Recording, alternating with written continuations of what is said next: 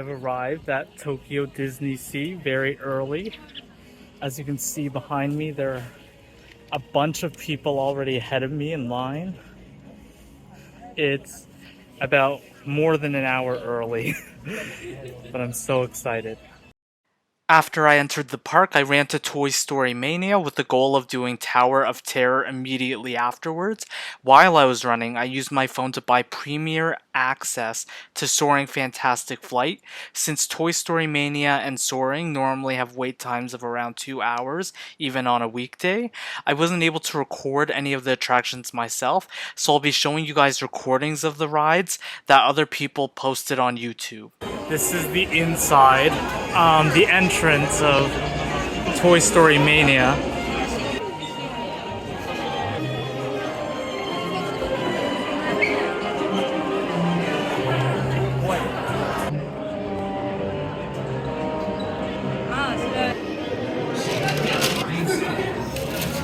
On the ride, you wear 3D glasses while sitting in a cart with a toy cannon attached to it.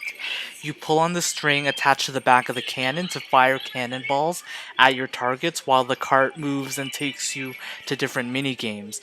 Overall, I really enjoyed it and I would totally do it again. I'm done with Toy Story. I'm now in line for the Tower of Terror. Before you go on the ride, they have you watch this short intro which just explains how an old man found an idol, got cursed by it, and then disappeared. The actual ride is like a drop tower kind of ride where it carries you up to the top of the tower and then quickly and suddenly drops you back down, and it does this several times.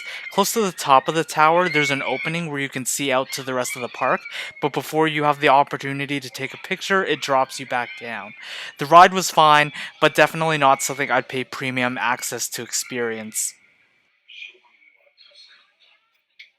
Afterwards, I used Premier Access to skip the 2-hour queue at Soaring Fantastic Flight. It was around $20, but it was so worth it considering I saved myself from 2 hours of standing in line. So before you get on the ride, they bring you into a room where you watch a picture of a woman named Camelia Falco come to life and talk about mankind's history of wanting to fly. On the actual ride, you sit in these seats that lift you up and put you in front of a big screen where they show you different locations around the globe. There's also fans blowing at you, so it feels like you're actually flying. So the movie ends with you arriving back at the park to a fireworks show. This was actually my favorite ride at DisneySea, and I would totally do it again.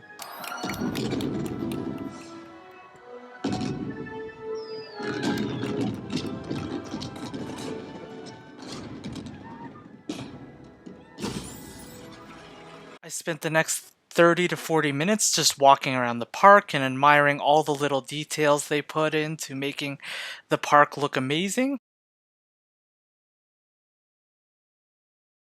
I then ate lunch at Magellan's, a fancy French restaurant located in the park. The food was good, but not worth how much they're charging, and I'm never going back there. But anyways, after lunch, I used Premier Access to go on Journey to the Center of the Earth. The wait for Journey to the Center of the Earth was around 40 minutes without Premier Access. It's a roller coaster, and at one point during the ride, the roller coaster drops down the mountain, and everybody on it screams, and everybody else in the park can see and hear them. I had a hard time enjoying this ride since I was anticipating this drop to happen, but it happens near the end of the ride. Regardless, I don't remember it as much, probably because I was too busy panicking about the roller coaster drop, and I don't have any real opinion on this ride. Following that, I went on Raging Spirits and Indiana Jones Adventure.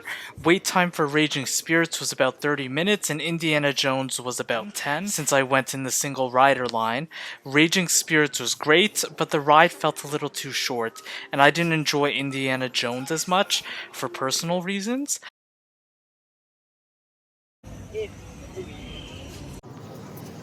I mean, at this point, I was just really tired, and I just spent more time admiring the park some more before going on Aquatopia and then the Electric Railway, and then just calling it a day and going home.